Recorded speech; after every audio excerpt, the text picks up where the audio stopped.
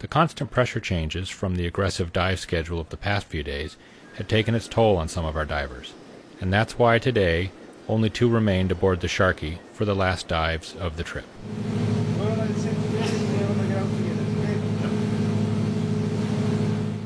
The first dive would be on a small rock pinnacle far offshore in the strong Pacific currents. The combination of clearer water, fast current, and bright sunshine boded well for an exciting dive, and we were not to be disappointed.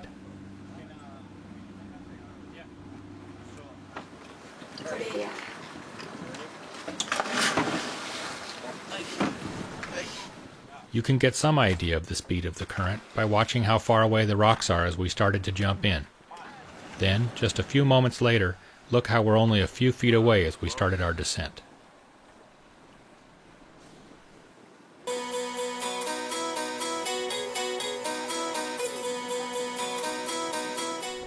We slipped below the waves and descended to 80 feet so we wouldn't be taken away by the current just yet.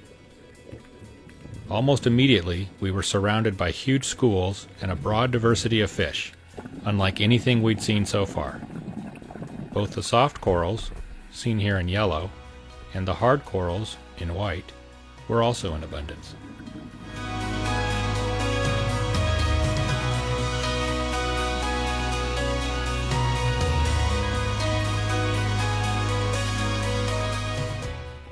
Everywhere we looked was something exciting. A large marble ray swam beneath a huge school of king angels. As we turned, we were almost run over by a school of 35-pound jacks, fast, aggressive predators clearly on the hunt.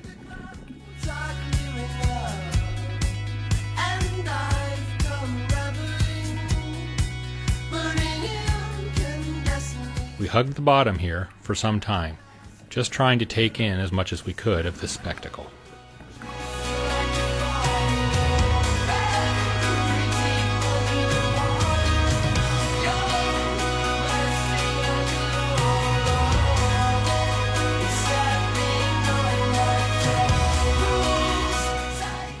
To help temper the vastness of our surroundings, we instinctively turned our attention to more confined subjects, like these barberfish.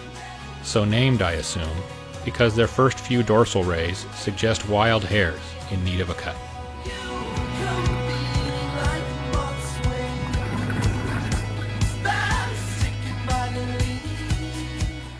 Following the cardinal rule of strong current diving, we pushed our way upstream as we enjoyed all the treasures to be found. But you run away from me, and you left me shimmering like diamond wedding rings, spinning dizzily down on the floor. On the off chance that we might scare up a tasty morsel as we worked the rocks, the jacks kept a close eye on us for quite some time.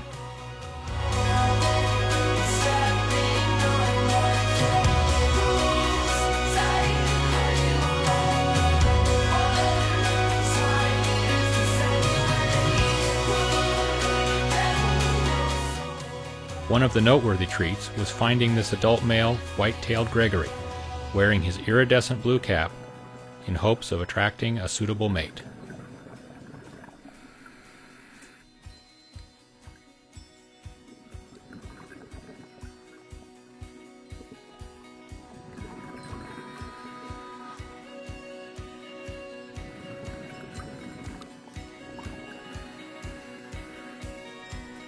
Ascending to 65 feet, it was time to shift gears a bit and let the current take us for a ride along the reef. The cardinal rule of high-speed drifting was now in effect. Keep your head on a swivel and let it rock.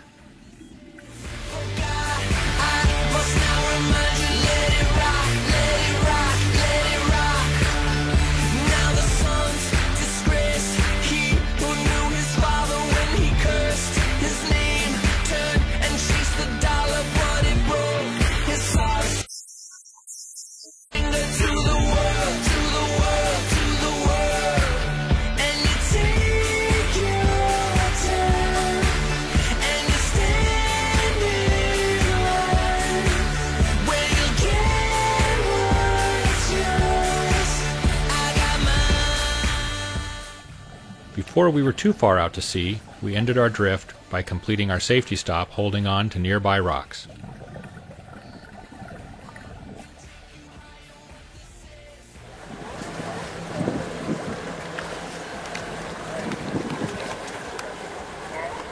Then it was off to the second and last dive of the trip.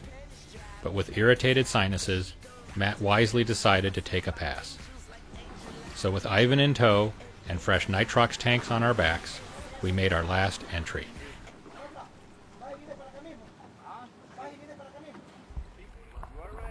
I'm ready. You're okay. Doesn't matter.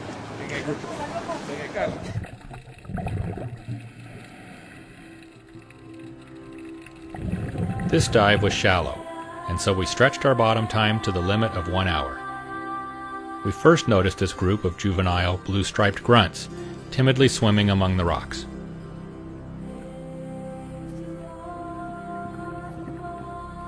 Then we spotted this gang of young barberfish, clearly up to no good, as they picked in the algae patch lawn in front of a white-tailed Gregory's home. Predictably, the clearly annoyed resident came out to chase these hoodlums away.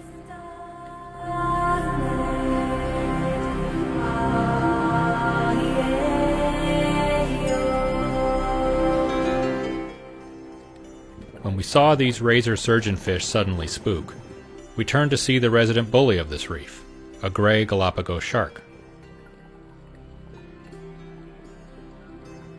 He'd come to let us know that we'd been spotted. His slow, accentuated swimming was a clear effort to intimidate us.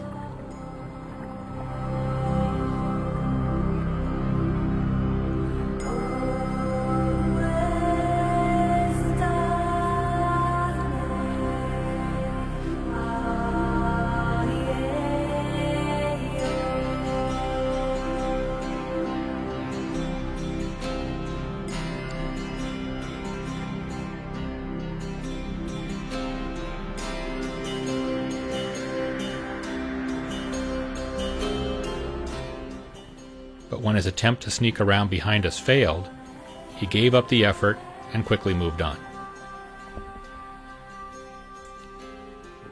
Up next were the spotted eagle rays.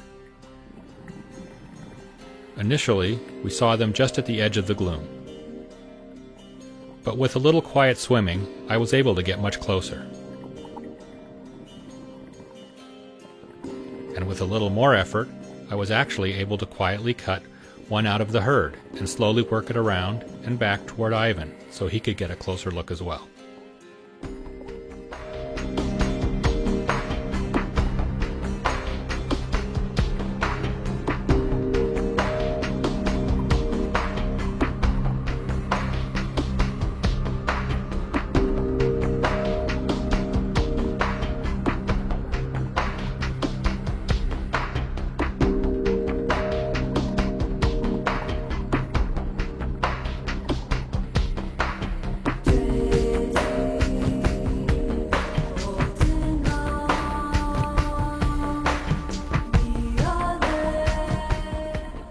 I think this made his day.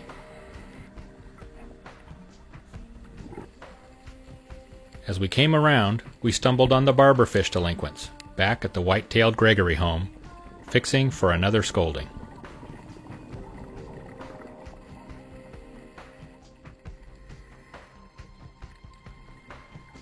Here is another stonefish, and an exceptional example of camouflage, if you can pick him out.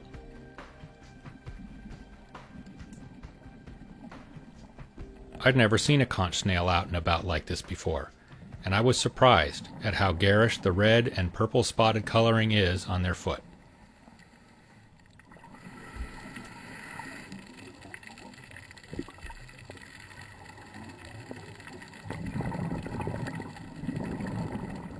As we prepared to end the dive, we had a moment for a quick goodbye with the timid little grunts, and then we headed up.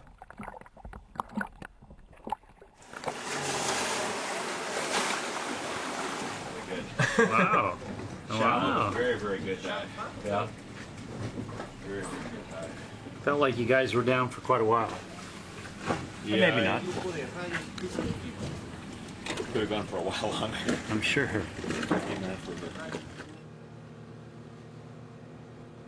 They say all good things must come to an end, or at least a pause, so we tidied ourselves up and prepared to rendezvous with the Coral One for a transfer on the high seas.